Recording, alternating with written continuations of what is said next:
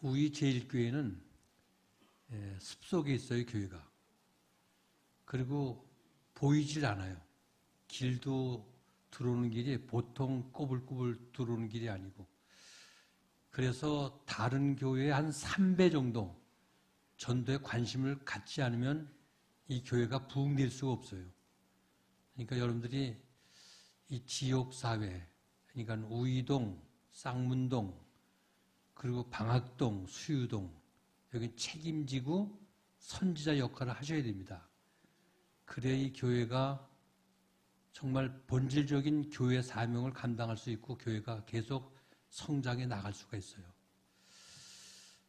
다음 주일이 새생명 대축제 주일입니다.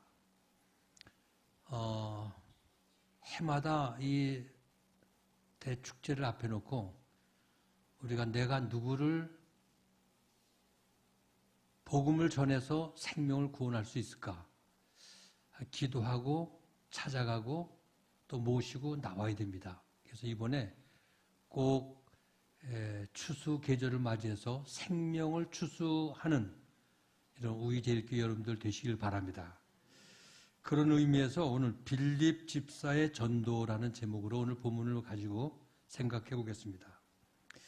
우리가 사도행전을 연구해 볼 것 같으면 이 기독교는 평신도들의 열정적인 헌신과 전도를 통해서 기독교가 확산돼 나가는 것을 볼 수가 있죠. 초대교회 당시에 많은 평신도들 중에 뭐 이름이 드러난 분들도 있지만 또 이름 없이 이렇게 전도한 많은 손길들이 있기 때문에 사도행전의 역사가 또 교회가 번져 나가는 것을 볼 수가 있습니다. 오늘 본문을 볼 것 같으면 초대교회 예루살렘 교회 빌립 안수 집사님의 전도 활동이 잘 소개되어 있어요. 예루살렘 교회는 굉장히 초대교회 때 부흥됐던 교회입니다.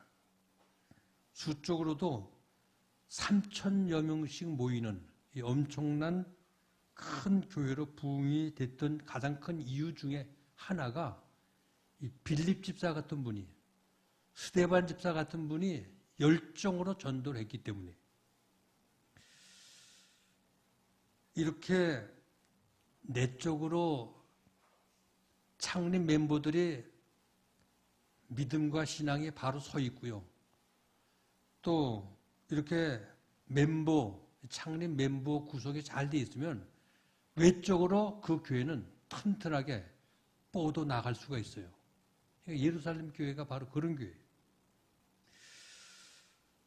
오늘 본문을 보면 빌립을 통해서 예루살렘에서 시작된 하나님의 복음이 이것이 사마리아로 전해지고 에디오피아까지 내시를 통해서 전해져 나가는, 확산돼 나가는 것을 볼 수가 있죠. 근데 우리가 주목해야 할 것은 어떻게 이렇게 평신도들이 그들의 전하는 이 복음이 어떻게 이렇게 뻗어나가는 성공적인 복음 전도가 될 수 있었는가? 요즘 전도를 하라고 하면 많은 교인들이 전도에 대해서 무척 부담을 가져요. 전도는 참 어렵게 생각하고요. 그리고 난 전도하는 방법을 모른다는 사람들이 많아요. 그래서 어떻게 전도해야 할지. 요즘 전도 방법을 배우려고 하는 분들이 많이 있죠. 물론 방법도 중요하죠. 전도하는 기술도 필요하죠. 그래서 요즘 가장 잘 모이는 세미나 중에 하나가 전도 세미나를 모이면 그래도 사람들이 그나마 많이 모여요. 그런데 오늘 빌립을 볼 것 같으면 전도를 하는데 기술이나 방법도 중요하지만 더 중요한 게 있어요. 빌립 집사님은 뭐 전도 교육도 받은 분 아니고 전도 기술도 습득한 분이 아니에요. 근데 그는 그렇게 전도를 잘 하셨어요. 예수님께서 십자가에 죽으시고 사흘 만에 부활하시고 40일 동안 이 땅에 계시다가 하늘로 올라가시면서 주님의 제자들에게 주님은 이렇게 당부를 하죠. 성령을 보내주시면서 이 성령이 바로 전도할 수 있는 능력, 전할 수 있는 영을 부어주신 것이 바로 성령의 본질이에요. 그래서 예수님은 사도행전 1장 8절에 이렇게 말씀하시죠. 오직 성령이 너희에게 임하시면 너희가 권능을 받고 예루살렘과 온 유대와 사마리아 땅끝까지 이르러 내 증인이 되리라. 증인, 말투스, 증인이 된다고 말씀하셨어요. 그래서 성령 받은 초대교회 성도들은 전도하기 위해서 예루살렘을 떠나 유대와 사마리아의 땅끝까지 이들은 복음을 위해서 가는 데까지 가셨어요. 사도행전의 기록을 볼 것 같으면 그들을 통해서 엄청난 전도 운동이 일어났거든요. 그래서 사도행전은 성령을 통한 전도행전이라 이렇게 말할 수가 있어요. 근데 성령님이 제자들과 더불어 복음이 증거되는 곳에는 갖가지 기사와 표적이 따르고요. 놀라운 하나님의 역사가 일어나게 되는 것을 볼 수가 있죠. 그렇다면 과연 성령님께서는 어떻게 빌립을 전도하도록 도우시고 빌립은 이 성령 앞에서 어떻게 복음을 증거했기에 아름다운 결실을 맺을 수 있었는가? 이걸 우리 모두가 한번 연구해 볼 필요가 있다는 말씀입니다. 그럼 빌립은 어떻게 성령님의 도움을 받을 수 있었는가? 첫째, 빌립 집사님은 성령님의 인도하심에 순종을 했어요. 성령님의 인도하심에 순종했어요. 본문 26절 보면 주의 사자가 빌립도로 일러 가로되 일어나서 남으로 향하여 예루살렘에서 가사로 내려가는 길까지 가라. 그 길은 광야라. 성령님께서는 사마리아에 있는 빌립에게 일어나서 가라. 일어나서 가라는 거예요. 여기에 성령님께서 전도하도록 인도하시되 일어나서 가라는 겁니다. 성령님께서 빌립에게 어디로 가라고 말씀하셨나요? 광야로. 광야까지 가라는 겁니다. 여기 빌립이 가야 할 것이 광야입니다. 그런데 빌립 집사는 이 성령의 인도함과 성령의 명령 앞에 순종했어요. 원래 빌립 집사는 예루살렘 초대교회의 안수 집사입니다. 우리가 사도행전 6장을 볼 것 같으면 예루살렘 교회가 막 부흥이 돼요. 사람들이 많이 모이고요. 근데 공개하는 일과 구제 문제로 갈등이 일어나요. 히브리파 과부들과 헬라파 과부들 사이에 자기들에게 구제하는 일이 소홀했다는 거죠. 그래가지고 갈등을 서로 히브리파 과부와 헬라파 과부들 간에 이게 분쟁이 일어나게 됩니다. 그때 사도들이 교인들 다 모아놓고 이렇게 얘기를 해요. 우리가 미처 손을 쓰질 못해서 이런 일이 일어났는데 이제 공개하는 일과 구제하는 일들은 당신들이 하고 우리 사도들은 말씀 전하는 일과 그리고 기도하는 일에 전념하리라. 그런데 이 구제하는 일과 공개하는 일들을 성령 충만하고 지혜 있고 사람들에게 칭찬받는 집사를 7명 선택해서 안수해서 집사로 세우라는 거예요.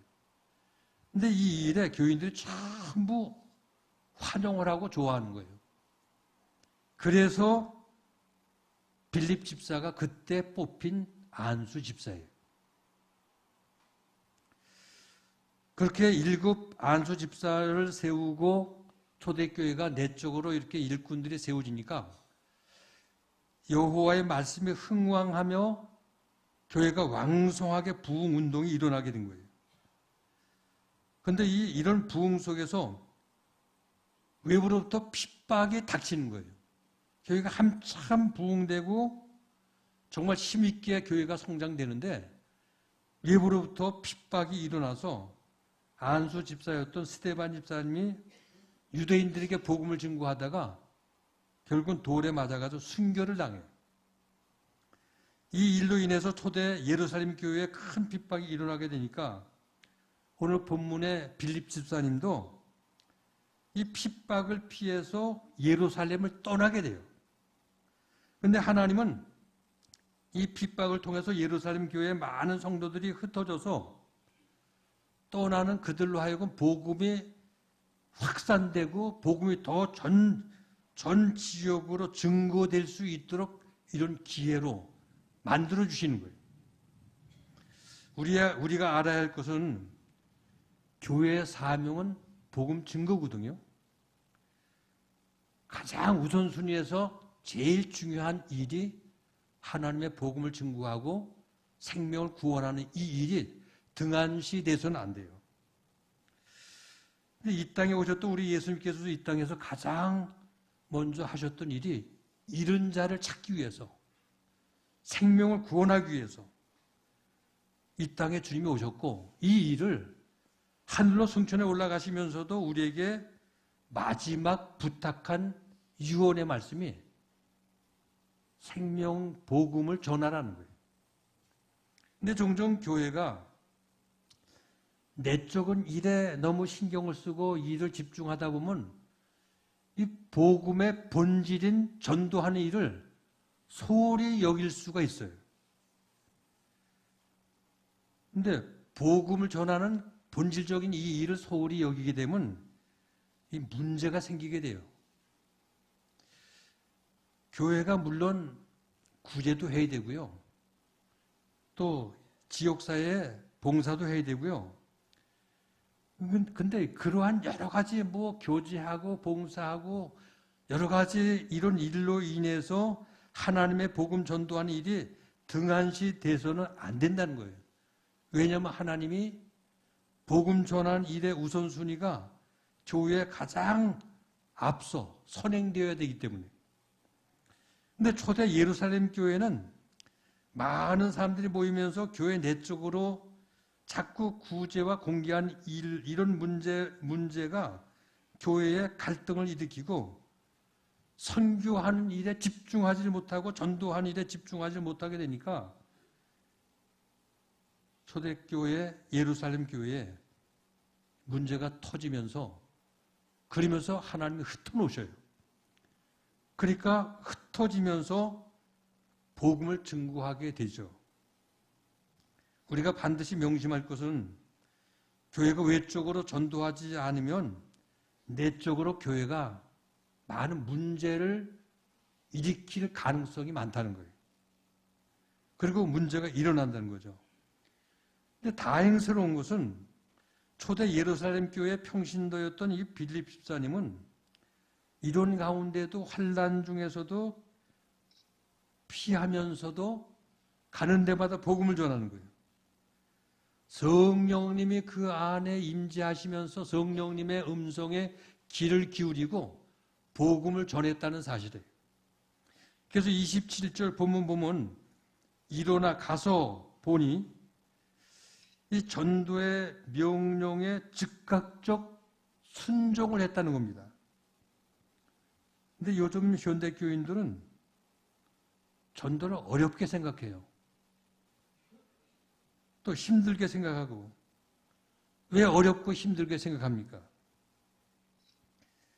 내 마음에 어떤 핑계를 찾고 이유를 찾게 되면 전도는 힘이 들게 돼 있어요.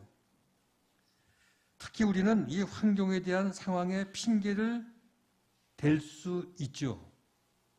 가령 빌립이 하나님, 광야에 무슨 사람이 있다고 거기 가서 전도를 하라 하십니까? 하고 하나님께 반문할 수가 있죠. 이유가 될 수가 있어요. 구약에도 보면 요나가 그러지 않았습니까? 하나님께서 니느웨 성 가서 복음을 증거하라고 말씀하니까 요나 생각에는 이거 아닌데 하고 불순종해요. 왜냐하면 니느웨는 아수르의 수도이고 원수 나라이고 거기는 악이 가득한 그 니느웨 성은 망하는 게 당연하지 않습니까? 하고 반문을 하면서 하나님 명령 앞에 순종하지 않고 다시스로 가는 배를 탄 거예요. 왜냐하면 하나님이 복음을 증거하라 할 때 이게 자기 생각에 또 자기의 어떤 논리에 이해가 되지 않고 맞지 않는다고 생각했기 때문에 그는 불순종하면서 다시스로 내려가는 배를 탄 거예요. 특히 우리는 이렇게 우상에 들끓는 우이동 지옥에 복음을 증거해야 한다고 할 때 어떤 상황이나 이런 어떤 그 환경에 이게 우리 지역이 만만치 않은 곳이거든요. 그러니까 핑계를 댈 수 있어요. 또 많은 핑계가 있을 수 있고요. 그러나 내 생각과 내 이유를 내려놓고 전도의 명령 앞에 우리는 순종해야 우리 하나님의 기뻐하는 또 나를 통해서 하나님의 어떤 역사를 이룰 수 있는 이런 거거든요. 근데 많은 사람들이 힘들어하는 사람들은 핑계를 많이 대요.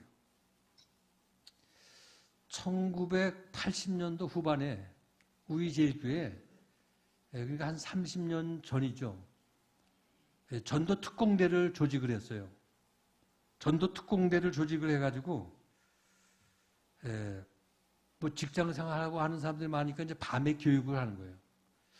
밤에 교육을 해가지고 조를 짜서 밤 9시쯤 되면 교육 마치고 이제 바깥으로 전도를 내보내요. 내보낼 때에 투덜투덜 되죠. 얼굴도 찌푸리고. 아니 이 밤에 어디 가서 전도를 해요 목사님. 그리고 이제 항의를 해요. 근데 그렇게 밀려나가는 것 같은데 1시간 한 반 정도 전도하고 들어오면요. 얼굴이 전부 호해요. 그래가지고 이제 전도 보고를 하는 거예요. 쭉 들러 앉아가지고 이제 전도했던 일들을 보고를 하면서 다과를 먹으면서 어떤 때는 어떤 날은 또 짜장면도 먹으면서 그걸 보고를 하는 거예요. 근데 결신을 받았다는 거예요. 예수 믿기로. 그래서 이름 명단을 제출하는 거예요. 또 어떤 사람은 다음 주일날 교회에 오기로 약속을 받았다는 거예요. 그러면서 전부들 기뻐하고 얼굴이 호해요. 나갈 때는 밤에 사람이 없을 것 같은데 하나님이 만날 사람을 연결을 시켜준다는 거예요. 여기 빌립 집사가 순종을 하자 누가 예비되었습니까? 바로 에디오피아의 여왕 간닥의 모든 국고를 맡은 큰 권세를 잡은 내시가 예비가 되어서 연결을 시켜준 거예요. 하나님께서 빌립에게 이런 큰 사람을 붙여주셨다는 거죠. 근데 빌립이 이런 큰 지기의 사람을 어떻게 만날 수 있어요? 사실 우리가 전도할 때 월등히 나보다 돈이 많고 권력이 있고 위치가 높은 이런 사람들 전도하기는 참 부담이 될 때가 많아요. 참 힘들어하죠. 전도하면서도. 나보다 더 모든 게 더 월등하게 많기 때문에. 사실 인간적으로 볼 때 빌립도 아마 그럴 수 있겠죠. 근데 빌립은 성령께 순종을 했습니다. 그래서 보면 29절 보면 성령이 빌립도로 이르시되 이 병고로 가까이 나가라. 가까이 가라는 거예요. 결국 성령께 순종하는 사람이 전도할 수 있고 그 전도가 아름다운 결실을 맺게 된다는 거죠. 그러니까 성령님께서 빌립에게 뭐라고 해요? 먼저 가라. 가라. 일어나 가라.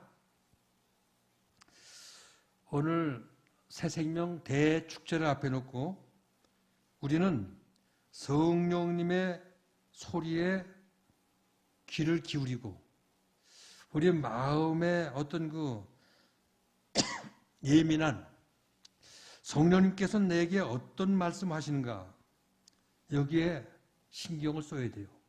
그래서 성령님의 인도를 받을 때에 아름다운 결과를 가져올 수 있다는 거죠. 우리가 매 11월 달 초가 되면 이웃을 초청하는 새 생명 대축제를 하지 않습니까? 그때 전도하기 위해서 한 달 전에 마음의 전도 대상자들을 잉태하고 또 이름을 적어내고 기도하면서 그렇게 하지 않습니까? 그리고 마태 파티를 통해서 목장으로 이들을 이끌어내고 또 이들을 또 교회로 이끌어내지 않습니까? 그러니까 아무튼 기도하면서 전도 대상자들을 마음에 품고 잉태를 해서 이들을 찾아가야 돼요. 가야 돼요. 그리고 가서 만나고 이들을 이끌어내야 전도의 아름다운 결실을 맺을 수 있는 것을 믿으시기 바랍니다. 두 번째, 빌립은 열정을 갖고 전도를 했습니다. 열정. 오늘 본문 30절 보니까 빌립이 달려가서 선지자 이사야의 글 읽는 것을 듣고 말하되 읽는 것을 깨닫느뇨. 빌립은 전도를 마지못해 한 사람이 아닙니다. 소극적으로 한 사람도 아니고요. 적극적으로 이렇게 전도를 지혜를 잘 포착해서 빌립은 전도를 했어요.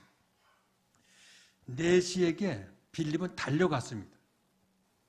얼마나 간절한 마음으로 담대하게 적극적으로 병거 위로 올라갔어요. 참 담대하죠. 그리고 물었습니다. 읽는 것을 깨닫느뇨? 하고 질문했어요.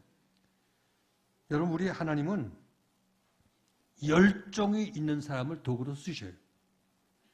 그래서 하나님을 믿고 성령님을 모신 분들을 보면 열정적이고 적극적이고 그리고 담대하죠.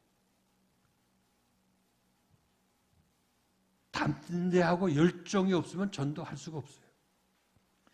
근데 마귀도 열정이 있어요. 쉬지 않고 우리를 공격하고요.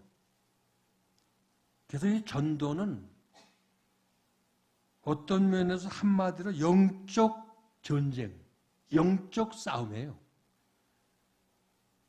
마귀가 자기 편으로 끌어가려고 또 자기 편을 뺏기지 않으려고 이 전쟁하는 게 전도의 영적 싸움이라는 거죠.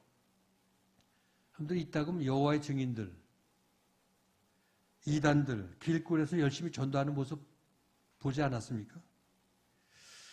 저들은 진리가 아닌 가짜 복음을 가지고도 열심히 전도하는데 우리는 진짜 복음을 가지고도 전도를 하지 못하고 쭈뭇쭈뭇할 때가 얼마나 많아요. 참 하나님 앞에 부끄럽죠. 이따 그럼 전철을 타보면 뭐 조그만 물건 하나 파는데도 땀을 뻘뻘 흘리고 열정으로 목이 쉬도록 그 하나 물건 팔기 위해서. 근데 우리 생명을 구하는 전도 복음을 위해서 얼마나 우리는 열정을 쏟았나요? 그런 걸 생각하면 정말로 하나님 앞에 부끄럽기 그지없어요. 성도는 열정을 갖고 신앙생활을 해야 돼요. 열정을 갖고 우리는 전도해야 돼요. 구령의 열정을 갖고 우리의 삶을 하나님 앞에 드릴 때 하나님의 역사가 일어나고요. 여기에 전도의 열매가 맺혀지고 복음의 능력이 나타내는 줄을 믿으시기 바랍니다. 요즘 현대교회들이 건물도 잘 짓고요. 인테리어도 잘하고 시설도 아주 편하게 세련되게 멋있게 잘 꾸며놔요. 그래서 교회가 전부 우아해져요. 그런데 한 가지 아쉬운 것이 있다면 하나님의 복음에 대한 열정이 다 식어져 있어요. 복음에 대한 열정이 없어진다는 거예요. 근데 복음은 우아함이나 어떤 세련된 것으로 이게 전해지는 게 아니에요. 복음은 열정의 가슴이 있어야, 열정적인 발이 있어야 증거될 수 있다는 거예요. 누가 전도의 열정을 가질 수 있을까요? 성령이 임하고 성령의 지배를 받는 사람이 열정을 가질 수 있고 가슴이 뜨거워질 수가 있어요. 우리가 사도행전 연구를 해볼 것 같으면 사도행전 오순절 마가의 다락방 2장에 이전의 예수님의 제자들과 이후의 예수님의 제자들의 모습이 완전히 달라요. 사복음서에 예수님을 따라 다녔던 예수님의 제자들의 그 가슴은 열정이 없었어요. 주님께서 십자가에서 고난당하시고 죽을 때 모두 다 도망갔어요. 근데 사도행전 2장 이후에 오순절 날에 성령을 받고 이후에 그 예수님의 제자들 가슴은 변화가 일어났죠. 복음에 대한 열정이 너무나도 달라져서, 근데 베드로 보세요. 생명을 내걸고 복음을 전하지 않아요? 그래서 사도행전 4장 보면 공회 앞에서 기탄 없이 복음을 전하는데 많은 유대인들이 위협을 해요. 예수에 대해서 말하지 말아라 하고 예수의 이름으로 말하지 말라고 위협을 하는데도 베드로가 뭐라고 그래요? 우리가 보고 들은 것을 어찌 말을 하지 아니할 수 있느냐 하고 담대하게 예수 복음을 전해요. 여러분, 성령이 임하면 견딜 수 없는 복음에 대한 열정이 가슴에 끌어오르게 돼 있어요. 영혼들을 향한 뜨거운 간절한 사랑이 끌어오르기 때문에 전하지 아니할 수가 없죠. 그래서 어떤 핍박과 고난이 와도 복음을 예수님의 제자들은 성령 받고 전했어요. 이처럼 전도의 열정을 가지고 우리의 삶 속에서 복음을 증거하면 이 복음이 닿는 곳에 하나님의 역사가 일어나고 아름다운 열매가 맺어지는 것을 믿으시기 바랍니다. 마지막 세 번째, 빌립은 예수를 가르치며 복음을 전했습니다. 오늘 본문 35절 보면 빌립은 구약 성경의 내용이 예수님이심을 핵심적으로 내시에게 가리키죠. 그래서 빌립이 만난 에디오피아의 내시는 병고에서 성경을 읽고 있었는데 그 성경의 의미를 이해하지 못하고 있었어요. 그 내시가 읽고 있는 말씀이 이사야서 53장 7절 이하의 말씀이에요. 저가 사제로 가는 양과 같이 끌리었고 털 깎는 자 앞에 있는 어린 양의 잠잠함과 같이 입을 열지 아니하였도다. 이 말씀은 신약에 오실 메시아를 가리킨 마치 어린 양과 같이 고난을 당하시는 그 주님을 가리키는 말씀 아닙니까? 근데 고난을 당하여도 어린 양이 잠잠함같이 입을 열지 않고 고난 당하는 주님의 모습을 거기에 말씀하고 있어요. 그러면 예수님이 누구입니까? 나를 위해 십자가 위에서 대신 죄를 담당하신 그분이 예수님 아니십니까? 죄 없으신 예수님께서 내 대신 고난을 다 받으시고 내 대신 십자가에 죽으시지 않으셨습니까? 여러분, 예수님의 찔림은 우리의 허물 인함이요 예수님의 상함은 우리의 죄악을 인함이라고 말씀하고 있습니다. 예수님이 징계를 받음으로 우리가 평안을 누리고 예수님이 채찍에 맞음으로 우리가 나음을 입게 된다고 말씀하고 있습니다. 우리는 다 양 같아서 그릇 행하여 각기 제 길로 갔지만 하나님께서 우리 무리의 죄악을 예수님에게 담당시키셨다고 말씀하고 계십니다. 그래서 예수님을 믿을 때 우린 죄를 용서받고 구원을 받게 되는 거예요. 그러므로 먼저 우리가 복음에 대한 감격과 확신이 있어야 우리가 믿는 그 예수를 전할 수가 있다는 겁니다. 우리가 믿음 생활을 하면서 오늘 본문 빌립 집사처럼 내가 먼저 예수님을 만나고 내가 먼저 예수님을 깨달아야 돼요. 내가 먼저 예수를 깨닫고 그를 통해 구원받지 않고서는 담대하고 힘있게 전할 수가 없다는 거예요. 그래서 중요한 것은 내가 만나야, 내가 경험해야 그 예수를 소개할 수 있다는 거예요. 여기 빌립이 예수님을 증거합니다. 에티오피아의 내시를 만나가지고 빌립은 일상적인 사건을 말하지 않았어요. 예수님에 대해서 말을 했어요. 우리가 예수님이 누구신지 정말 예수에 대해서 바르게 소개를 해야 된다는 거예요. 내가 만난 예수, 내가 경험한 예수, 이 예수를 증거하고 소개를 해야 되는데 많은 사람들이 전도를 하면서 예수를 소개 안 해요. 그게 문제가 뭐예요? 예수를 소개하지 않으면 복음의 놀라운 역사가 일어날 수가 없다는 거예요. 어떤 사람은 교회를 소개하기도 해요.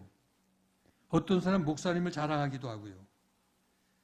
물론 교회도 목사님 자랑도 중요해요. 그런데 중요한 핵심은 진짜 복음을 말하지 않는다는 거예요.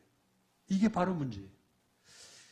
내가 만난 예수, 내가 경험한 그 예수를 소개하고 복음의 핵심을 전할 때 여기 생명의 역사가 일어난다는 거예요. 또 한 가지, 우리가 예수님을 증거하려고 하다가 어떤 사람은 자꾸만 두려운 생각을 해요. 내가 예수를 전하는데 이 사람이 예수를 믿지 않고 반응이 제대로 일어나지 않으면 어떨까 하고 걱정을 해요. 결과에 대해서 미리 겁을 먹고 두려워하는 사람들이 많이 있다는 거예요. 근데 우리가 전도할 때 명확한 복음을 전할 수 있어야 그 복음이 힘이 있는 거예요. 그러니까 복음이 모든 믿는 자에게 구원을 주신 하나님의 능력이 있다는 이 확신을 가지고 복음을 전하면 그 복음에 힘이 있다는 거예요. 그리고 전도한 결과 믿고 안 믿고는 내 소관이 아니에요. 그건 하나님의 소관이에요. 하나님께서 하실 일이에요. 우리는 복음을 전하면 그 복음을 통해서 결과는 하나님이 하신다는 거예요. 우리가 고린도전서 3장 6절 7절을 보면 나는 심었고 아볼로는 물을 주었을 때 오직 하나님은 자라나게 하셨나니 그런즉 심는 이나 물 주는 이는 아무것도 아니로되 오직 자라나게 하시는 하나님뿐이니라 하고 말씀하고 있죠. 여러분, 우리의 역할은 뿌리는 역할이에요. 우리의 역할은 물을 주는 거예요. 나 자라나게 하고 열매를 맺게 하시는 이는 하나님이시오. 그러므로 전도는 실패가 없어요. 어떻게 전하든 실패가 없는 거예요. 빌립 집사가 이렇게 예수님을 증거하자 어떤 결과가 일어났습니까? 36절 보니까 길을 가던 내시가 물을 보자 내가 세례를 받음이 무슨 꺼리낌이 있으리요. 이것은 예수님으로 말미암아 이미 마음에 구원을 받고 나는 세례를 받겠다는 거예요. 그러니까 빌립 집사가 구약의 이사야서에 나타난 예수님을 바르게 소개를 한 거예요. 이 죄의 짐을 지고 잠잠한 어린 양 같으신 이분이 바로 예수님 것을 알려줬어요. 예수님을 소개했어요. 그랬더니 예수님을 알고 나는 세례를 받겠다는 거예요. 그 예수를 믿고 세례를 받겠다고. 가다가 물을 보고 함께 내려서 물 세례를 받은 거예요.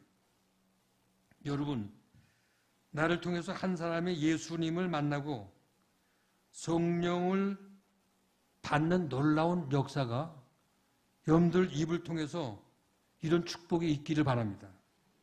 오늘 빌립을 통해서 에디오피아의 내시가 구원을 받은 것 같이 이번 새 생명 대축제를 통해서 우리 하나님의 나를 통해서 구원받을 예비될 신자들이 다 구원받는 놀라운 역사가 일어나기를 바랍니다. 오늘 초대교회 빌립 집사님처럼 우리가 세상에서 복음을 위해 씨를 뿌리는 일꾼이 모두 될 수 있기를 바랍니다. 전도란 인간의 방법으로 된 게 아닙니다. 전도는 하나님의 방법으로 되어지는 겁니다.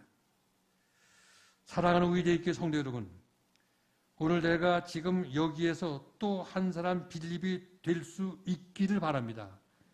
그래서 이번 새생명 대축제 모두 선교사들이 되셔서 주님의 복음을 증거하시고 소중한 내 가족, 내 형제, 내 이웃에 한 영혼을 구원하시는 구원의 도구로 모두가 쓰여질 수 있는 축복이 있기를 주님의 이름으로 축원을 드립니다.